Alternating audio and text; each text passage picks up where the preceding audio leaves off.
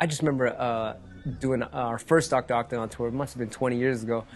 And we didn't even do that tour, but, you know, I had an edible. The only time I've had an edible was actually with Dan the Automator. We had a long time ago, we did our first Dr. Octagon show, and someone, I think D-Styles, he's in the crew Invisible Scratch Pickles, was eat this brownie right here. It was my first time eating a brownie, and we couldn't do the show, and that was my first brownie, and I was just like stuck, like trying to scratch. I was like, ah! But I don't do edibles no more.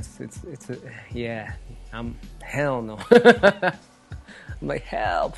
I do enjoy some marijuana here once in a while, but I'm more like, I try to like stay clear-minded and stuff.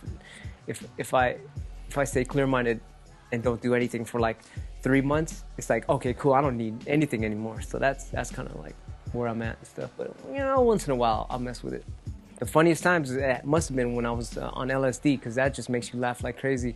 When we were younger, we had a show called Turntable TV, and it's still going on now, but it's on Facebook Live now, Turntable TV. But in that show, we would take LSD, so you can see in the beginning of the show, we're just scratching, whatever, hanging out. And as the time goes on, we start peeking, and we start going through all this stuff, and we started doing all this stuff, like throwing confetti in my mom's room and making the house messy. And I think we were like, hey, we got something here. We should make more videos like this. So all the whole Turntable TVs were on LSD. So if you're watching, like, damn, why are these guys laughing so much? It ain't even funny, you know. So that's the reason why.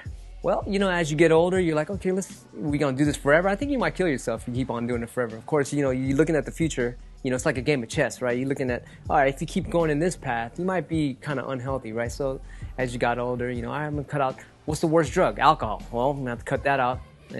What else is there? You know, what's the future? You gotta, you know, learn how to meditate so you can like take your spirit to a different dimension. So we started like easing off the drugs, of course, and just becoming more like sane and looking towards the future of, well, what you gonna do? You know, like, you gonna be like having sex your whole life, or are you gonna like get into a spiritual realm where you don't even, you know, like, you know, sex is cool with your girl and all that, whatever, but there's more to it. You know, it sounds corny right now, but when you start looking to the future, it's more, you know, you gotta learn how to die, which means you have to learn how to, when you do die, you transgress your body and you leave your body, you know.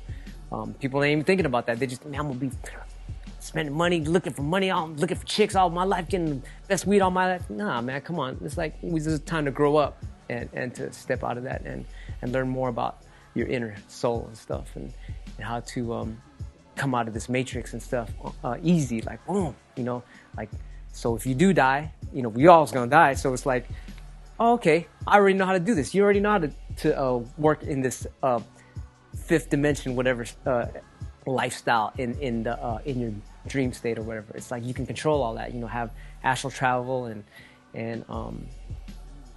you know, like work in that realm that we're not used to, you know, and this is an illusion here and all that.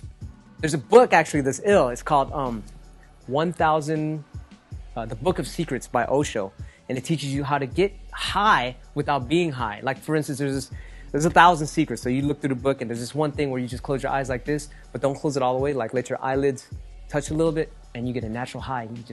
You could bust your scratches like that, and you could be in that flow state without smoking anything. So I just learned about all these things that, you know, do you really got to be on drugs? And then, nah, you don't. There's a lot of other ways to get to that zone without it.